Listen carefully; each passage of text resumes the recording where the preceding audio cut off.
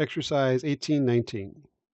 We're going to create the current asset section of the balance sheet for 3 different types of companies: a service company, a merchandising company, and a manufacturing company. And going back to our PowerPoint slide from the other videos, here are the balance sheets of a service company, a merchandising company, and a manufacturing company. Notice the service company does not have a inventory account. Merchandising company has just a merchandise inventory account, and a manufacturing company has a raw materials inventory listed first, because that's where that's the first part of the process of inventory. Raw materials come in, then they move into work in process inventory, which is just your products that are in the process of being made. And then once they're finished, they move over to the finished goods inventory. So we will put them in that order.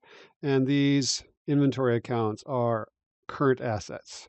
Remember, a current asset is defined as an asset that will be turned into cash or converted into cash within the next 12 months.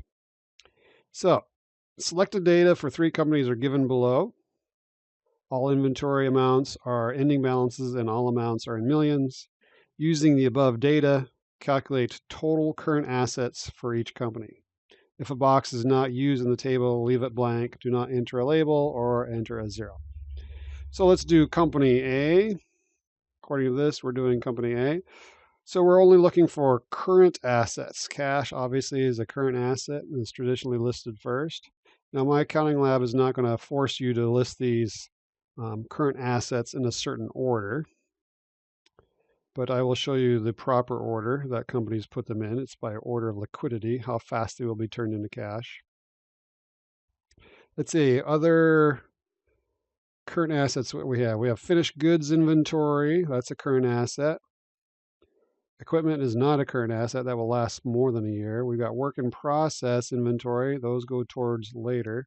And here we go. We got AR, 6 million. That is traditionally listed next after cash, 6 million. And doesn't look like we have any other current assets other than our inventory accounts. So that would be listed raw materials first, raw materials inventory at 10 million. And then the materials, the raw materials move from there when they're being used in a product and go to work in process. So we'll put that next. Work in process inventory, another current asset, 1 million.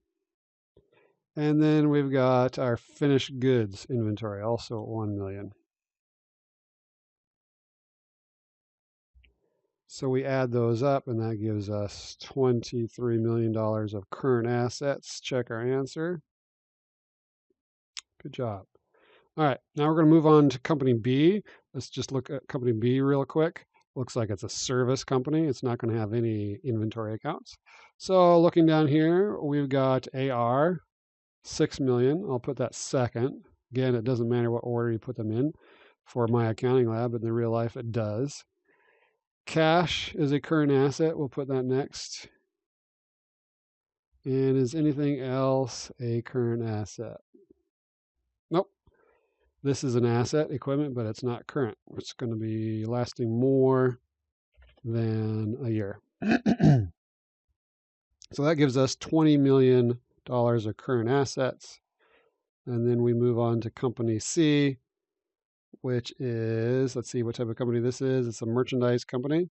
So we're going to have cash first at 27, and then AR 15, cash 27, AR 15.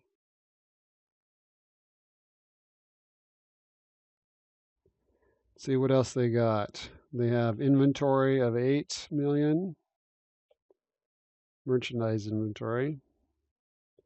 And do they have any other current assets? I don't think so. So add those up and we're going to get $51 million of current assets. Oops. I see what I did wrong. AR is 16 million. The other thing I did wrong is that I closed the error box without reading it. Always read the error box. And then that should give us our proper answer. Okay, so don't forget to do the other one on your own. So it's really important that you understand how the income statement works for the three different types of companies and how the balance sheets work. That was the purpose of these exercises.